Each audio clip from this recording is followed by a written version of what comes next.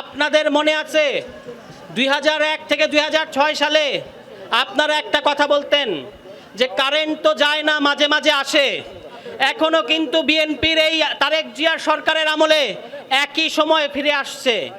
আগে আপনারা বলতেন যে খাম্বা আছে বিদ্যুৎ নাই, এখন বিদ্যুৎ আছে খাম্বা নাই। এই জন্য আমরা দেখি যে 12 ঘন্টা 15 ঘন্টা করে বিদ্যুৎ থাকে না, আপনারা খেলাটাও শান্তিতে দেখতে পারতেছেন না।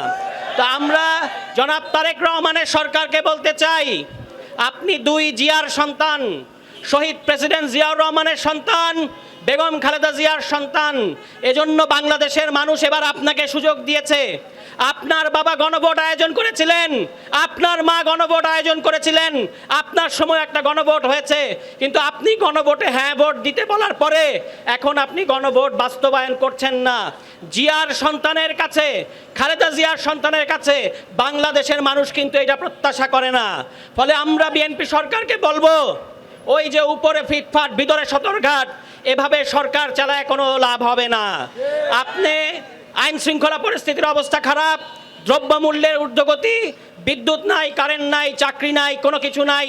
তারেক রহমান যদি মনে করেন উনি শুধু হেসে হেসে সরকার পরিচালনা করবেন, উনার মিষ্টি কথায় আমরা সবাই সব কিছু ভুলে যাব, এই জিনিস হতে যাচ্ছে না। এই যে এখানে যারা আপনারা উপস্থিত আছেন, 2024 সালের জুলাই মাসকে মনে করে দেখেন, বাংলাদেশ থেকে আমরা এক নমরুদকে বিতরণ করেছি। তার পাশের বাড়ি, তার শ্বশুর বাড়ি ওই ইন্ডিয়ায় আমরা তাকে বিতরণ করেছি। এখন তিনি ওই ইন্ডিয়া থেকে গর্তে বসে থেকে বাংলাদেশের মানুষকে হুঙ্কার দেয়।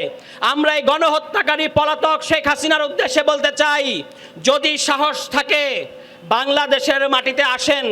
ফাঁসির কাঠগড়া আপনার জন্য অপেক্ষা করতেছে, ফাঁসির দড়ি আপনার জন্য অপেক্ষা করছে।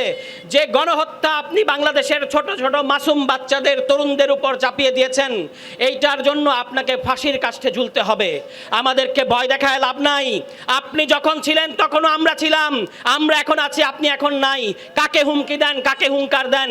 বাংলার এই দামাল তরুণ ছেলেরা আপনাকে বাংলাদেশ থেকে বিতরণ করেছে।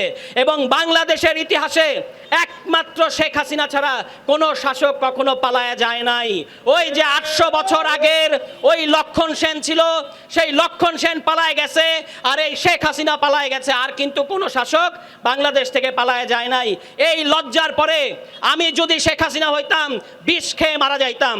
এখনো তিনি বড় বড় কথা বলেন। পলাতক আওয়ামী লীগারদেরকে আমরা বলতে চাই, আওয়ামী লীগ করছেন ভালো কথা, নতুন করে কোনো ষড়যন্ত্র করবেন না।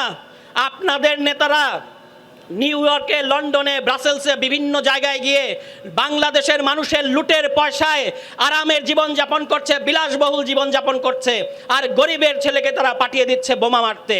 এই ফাঁদে আর পড়া যাবে না। ভালো হয়ে যান। এবং আমরা আপনাদের উদ্দেশ্যে বলতে চাই, যদি জুলাইকে মেনে নেন, যদি বাংলাদেশকে মেনে নেন, তাহলে আপনারা শান্তিতে থাকতে পারবেন।